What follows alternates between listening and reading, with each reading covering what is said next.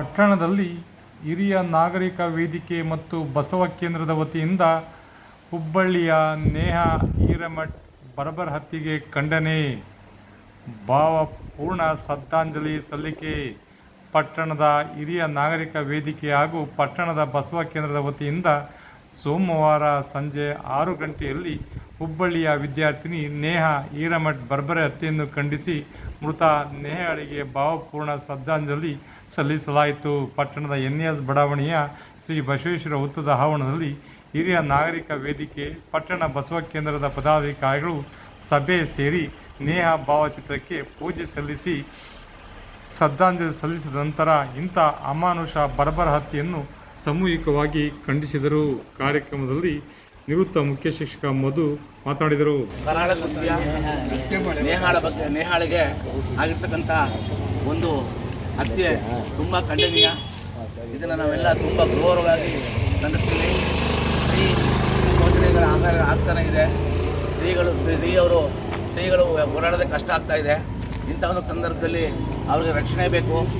ಮಾತಿದ್ದರೆ ಸ್ತ್ರೀ ಶೋಷಣೆ ಆಗ್ತಾನೆ ಇದೆ ಎಲ್ಲ ಕಡೆನೂ. ಈ ಕೃತ್ಯ ಆಗ್ತಕ್ಕಂಥ ಇದೆ ಮೊದಲಲ್ಲ, ಅನೇಕ ಬಾರಿ ಆಗಿದೆ. ಇದಂತೂ ತುಂಬ ಘೋರ ಕೃತ್ಯ. ನಾವು 9 ಬಾರಿ ಹಿಡಿದು ಕೊಂಡಿದ್ದೇನೆ ಅಂತ ಅಂದ್ಕೊಂಡಿದ್ವಿ. ನೆನ್ನೆ ನೋಡಿದಂಥ ಟಿ ವಿ ಮತ್ತು ಹೋಸ್ಪಿಟಲ್ ರಿಪೋರ್ಟಲ್ಲಿ 14 ಬಾರಿ ಹಿಡಿದು ಕೊಂಡಿದ್ದೇನೆ ಅಂತ ಗೊತ್ತಾಯಿತು.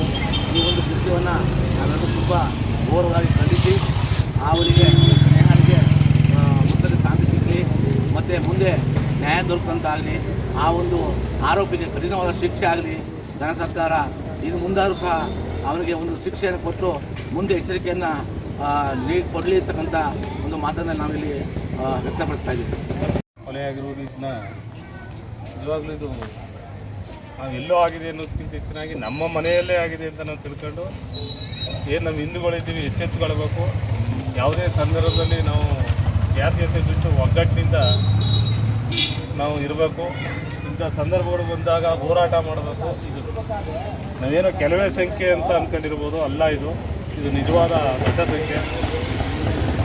ಅಗಾಧ ವಿಚಾರನೆ ಕೇಳಿದ್ರೆ ನಿಜವಾಗ್ಲೂ ಹೆಣ್ಮಗು ಫೇಸ್ಬುಕ್ಕಲ್ಲಿ ಹೇಳ್ತಾ ಇದ್ದು ಅದು ನಿಜವಾಗ್ಲೂ ನಮ್ಮ ಮನೆಯಲ್ಲೇ ಆಗಿದೆ ತಿಳ್ಕೋಬೇಕು. ನಿಜವಾಗ್ಲೂ ಇದು ರೋಮಾಂಚನ